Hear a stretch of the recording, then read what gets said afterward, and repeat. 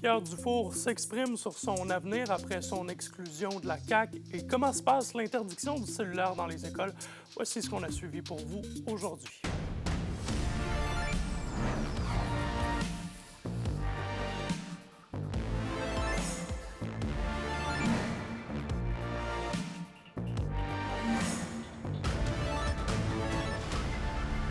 Bonsoir tout le monde, ici André Audet. Merci de vous joindre à nous.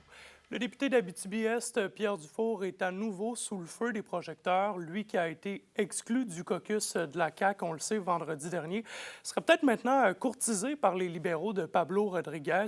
Anthony Dallaire l'a questionné aujourd'hui sur son avenir politique. Concrètement, là, politiquement et humainement, comment on peut rebondir de ça, là?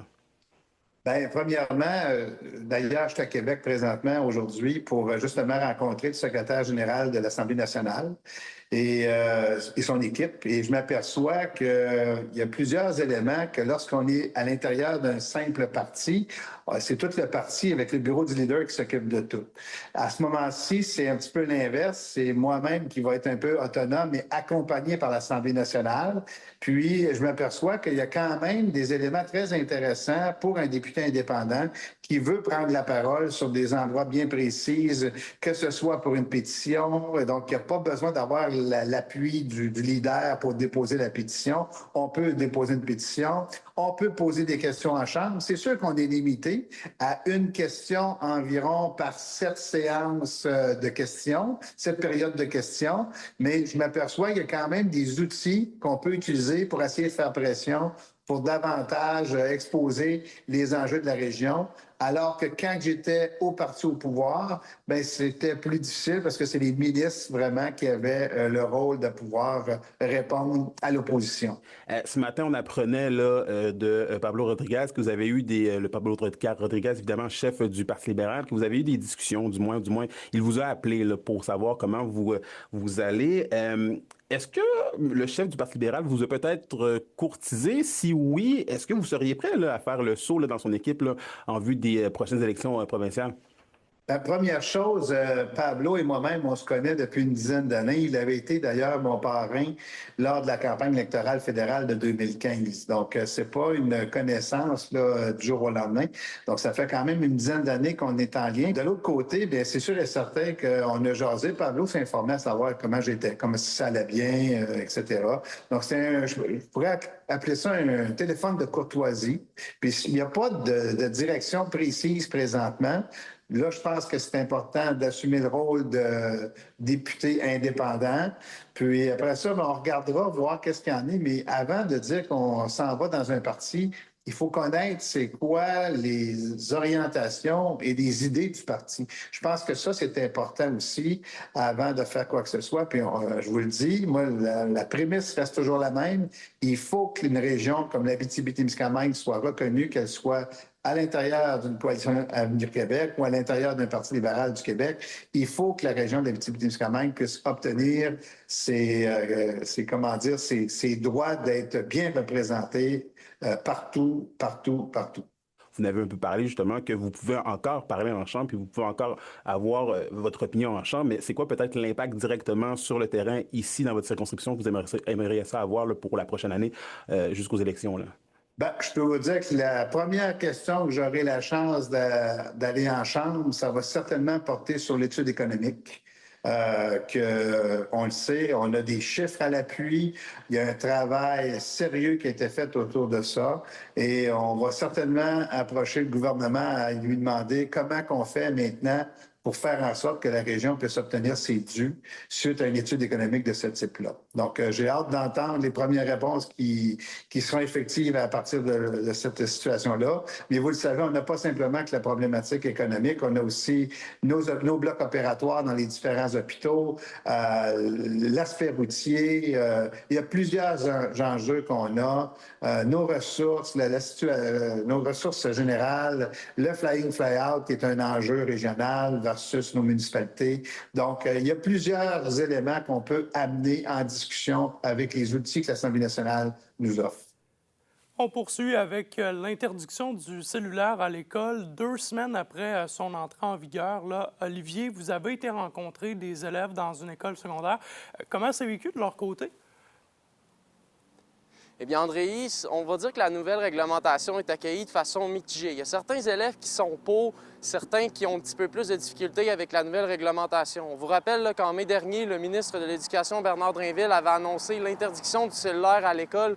C'est une règle maintenant qui est provinciale. Tous les étudiants, donc, lorsqu'ils rentrent dans l'école, doivent laisser leur cellulaire dans leur casier. Je suis allé rencontrer justement ce matin des étudiants de l'école secondaire d'Iberville de Rouyn-Noranda pour savoir ce qu'ils en pensaient. Tu sais, en classe, c'est pas super. Je comprends, mais je trouve ça un peu n'importe quoi, là. Je trouve ça inutile, là. C'est quand même utile d'avoir un téléphone à l'école parce que, mettons, exemple, tu rates ton bus, t'as pas moyen de rejoindre tes parents. C'est sûr, c'est utile, écouter de la musique, plein d'affaires de même. C'est le fun, mais en même temps, c'est plate parce que du côté fun, c'est que tu peux parler avec tes amis puis plus socialiser avec eux. Mais côté plate, mettons, si tu as quelque chose à dire à tes parents ou quelque chose, il faut que tu textes, mais tu n'as pas ton téléphone. C'est pas quelque chose qui m'affecte vraiment. Je n'ai pas vraiment besoin dans mes cours, puis ça change pas mal rien à ma vie, honnêtement. J'aime ça qu'on n'ait pas de cellulaire parce que on est obligé de se parler.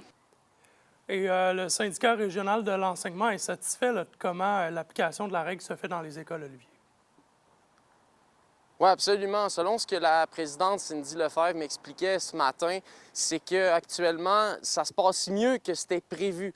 Et là où on réussit le mieux actuellement à appliquer cette règle, c'est au niveau des endroits où le code de vie a été mis en place, expliqué de façon claire aux étudiants et avec là, certaines mesures. Et en ce moment, on en ressent déjà les effets positifs. Je vous laisse l'entendre.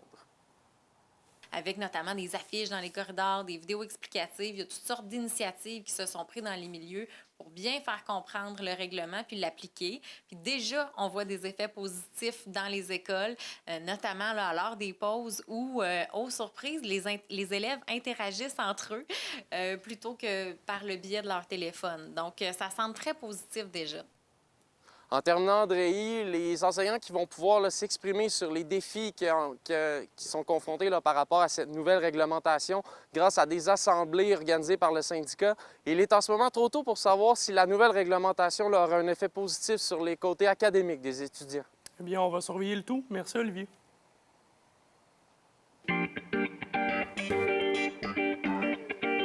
Et la tant attendue programmation du 100e de Rouyn-Noranda a été dévoilée plus tôt ce matin. Il y aura 3 événements signatures par la Société du 100e et ça commencera le 31 décembre avec le lancement des festivités où on va retrouver là, un grand spectacle extérieur dans le stationnement du Théâtre du Cuivre. Ensuite, il y aura le grand rassemblement du 27 et 28 juin.